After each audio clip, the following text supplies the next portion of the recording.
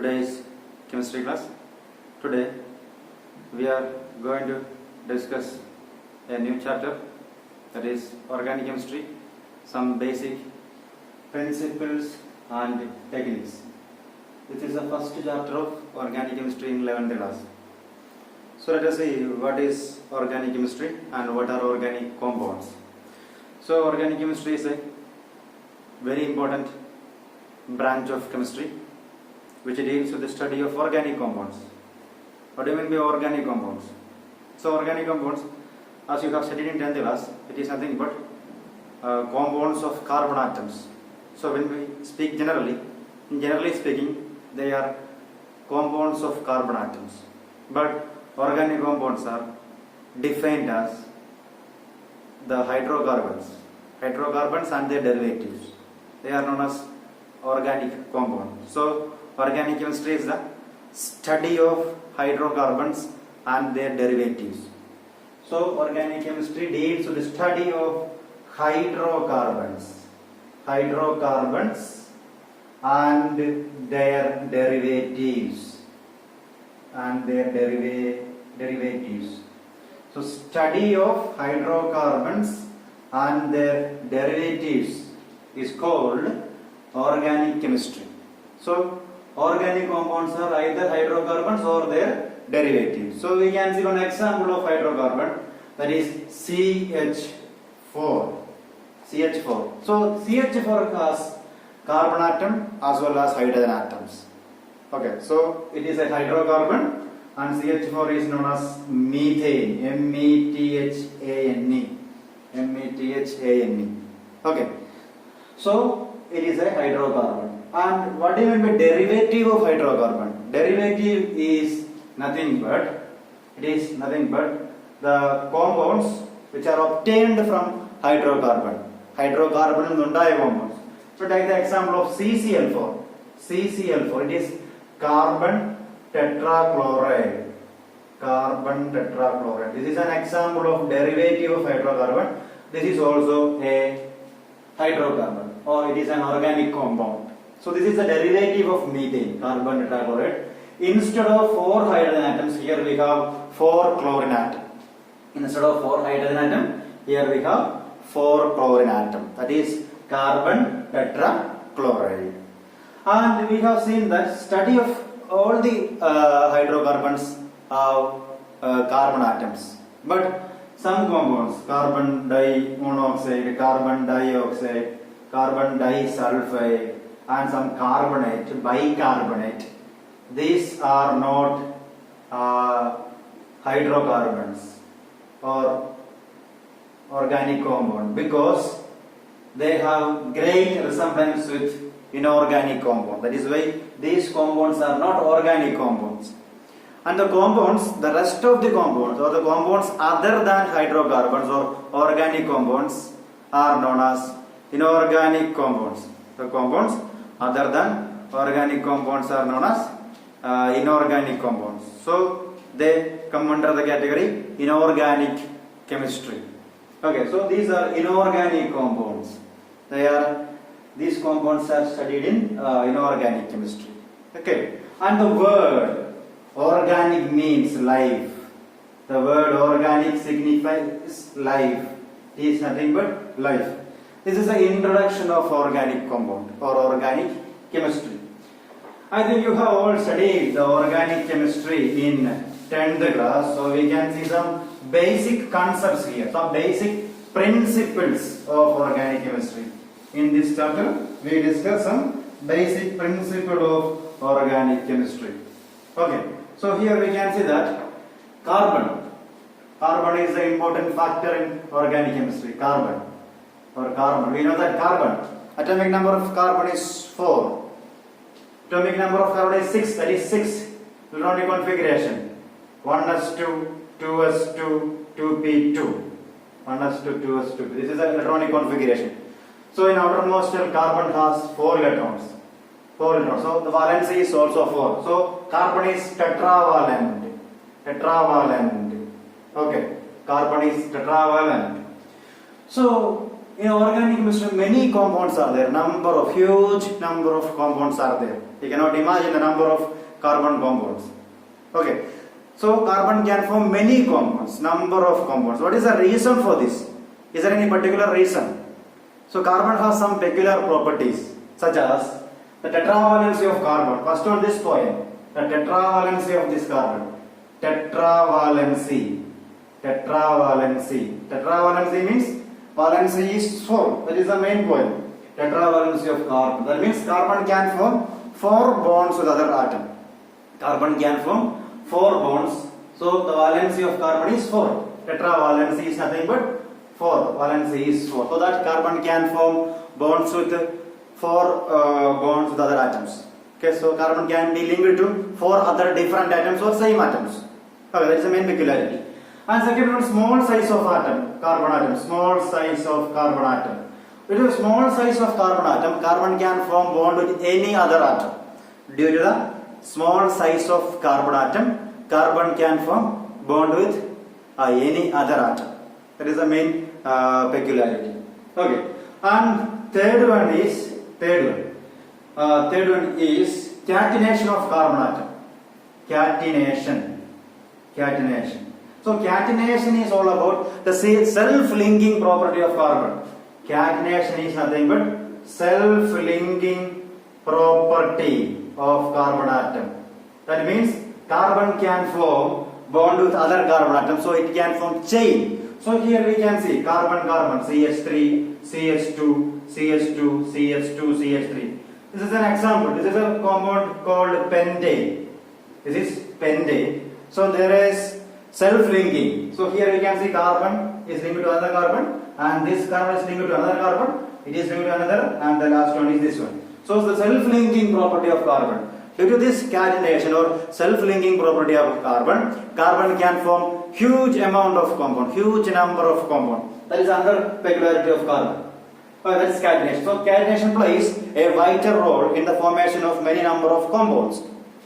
And the fourth point is multiple bonds. Carbon can form multiple bonds. So multiple bonds can be formed. So in the case of carbon atom, carbon can form double bonded carbon atoms. That means carbon can form double bonds with other carbon atoms. Example, CH2.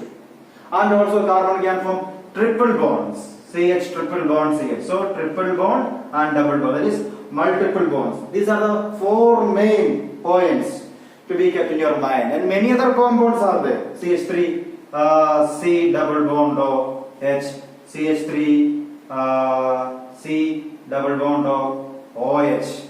Many compounds are there. Double bonded carbon. So due to these 4 properties, carbon can form many compounds. First one, tetravalency. Valency is 4. That is the main property.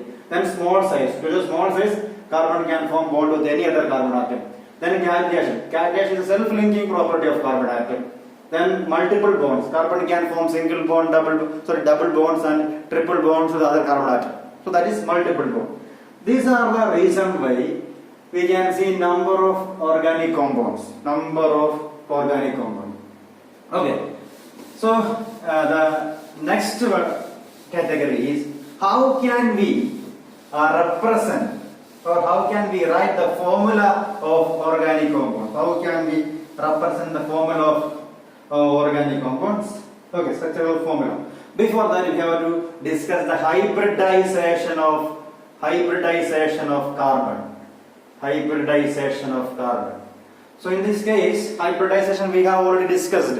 It is an intermixing of, we have studied in the last chapter, it is an intermixing of atomic orbitals of different energy, shape, and to form hybrid orbitals of same energy and identical shape. So intermixing of orbitals.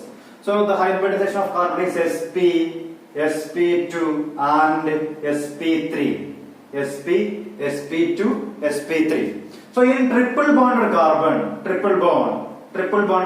you can see sp hybridization, and in the case of double bonded carbon it is sp2 hybridization, and for single bonded carbon it is sp3 hybridization.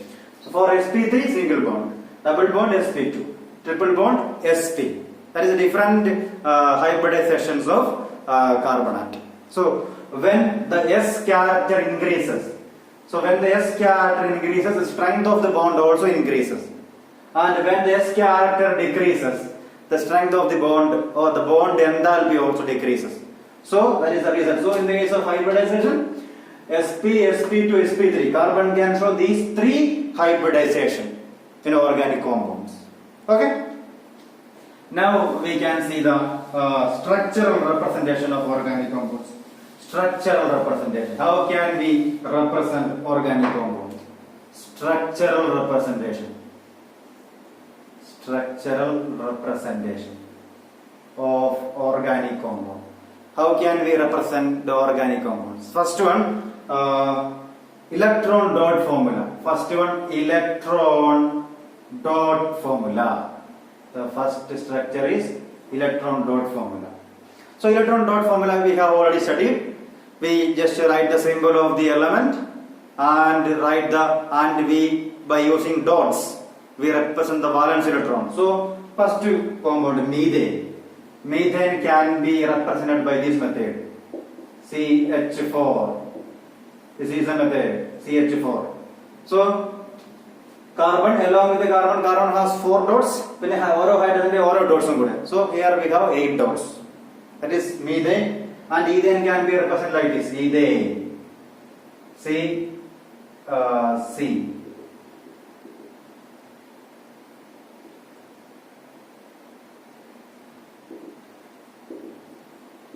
This is a method to represent ethane. Methane is CH4, ethane is C2H6.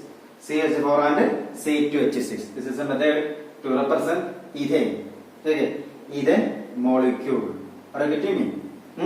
That is a represent. Sorry, here only 2 bonds. Okay, only one dot is enough.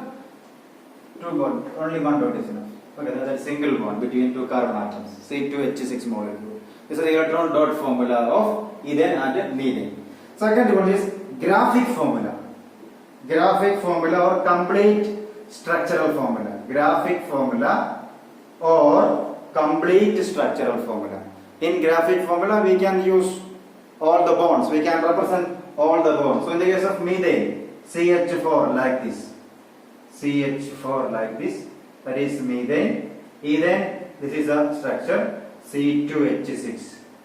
The complete bonds we have to represent each and every bond. So C2H6 and CH4. And you can also represent propane. Propane like this. Carbon, carbon, carbon. CH3 here. One hydrogen above, below. Here also CH3. So you can represent propane like this. Okay. Propane like this. Next one, condensed structural formula. Condensed structural formula. So condensed structural formula is nothing but for the convenience we can use condensed formula, condensed structural formula. So here just we write the formula CH4, that's enough. Or we just write C2H6, that's enough. That is condensed structural formula. Okay, so CH4 or C2H6, or you can write CH3. Without this line also, bond also you can represent. In the case of propane, you can use this one CH3, CH2, CH3, or without this bond also you can represent condensed structural formula. Okay, and the next one, bond line structural formula. Bond line formula. So bond line formula is nothing but by using simple straight line we can use. So bond line formula or bond line structural formula here. So this each we will not represent carbon atom and hydrogen atom by using bond line structural formula. We simply use or draw lines. Okay, and the functional groups, that means oxygen other than hydrogen and carbon, that means nitrogen, oxygen, sulfur, you have to write that symbols, but carbon and hydrogen we represent like this. This is the first one. So first one is this one, that is propane. Here it is CH3, this is also CH3, and this one is CH2. That means 2 terminals represent CH3 and ഇവിടെ ഉള്ളത് കാർബണിന്റെ വാലൻസ് നോക്കിയിട്ട് നമുക്ക് പറയാൻ പറ്റും. This is propane. So butane can be represented like this. CH3, CH2, CH2, CH3. That means രണ്ട് അറ്റവും CH3 ആണ്, ഇവിടെയൊക്കെ ഉള്ളത് CH2 ആയിരിക്കും. Okay. And double bonds you have to draw two lines. That means double bond. That is CH3. This is CH3. This one is CH. This one is also CH. This one CH3. Okay. And for functional group you have to write the functional group. That means CH3OH. That is here it is CH3, CH2, CH2OH. That is propanol. So you have to represent the functional group other than carbon and hydrogen. Then you have to represent cyclic compound also. How to represent cyclic compound? So this is a triangle means cyclopropane. That means here it is CH2, CH2, CH2. But we don't write CH2. It is not needed. So it is cyclopropane. This one is cyclobutane. Cyclobutane. This rectangle means cyclobutane. Okay. And this one is cyclohexane. So by using these symbols, you can represent cyclic compounds by using a ring structure. Cyclobutane, cyclopropane, cyclohexane. Cyclopentane can be represented like this. Cyclopentane. This CH2, CH2, CH2, CH2, CH2. That means 5 carbon atom cyclic structure. The name we will discuss later. So this is all about the structural information about carbon compounds. Okay. So here we discussed electron dot formula, graphical formula, condensed structural formula, bond line structure. That means by using just bonds only, there will not be any atoms. We don't represent that. Okay. That is all about today's class. Thank you.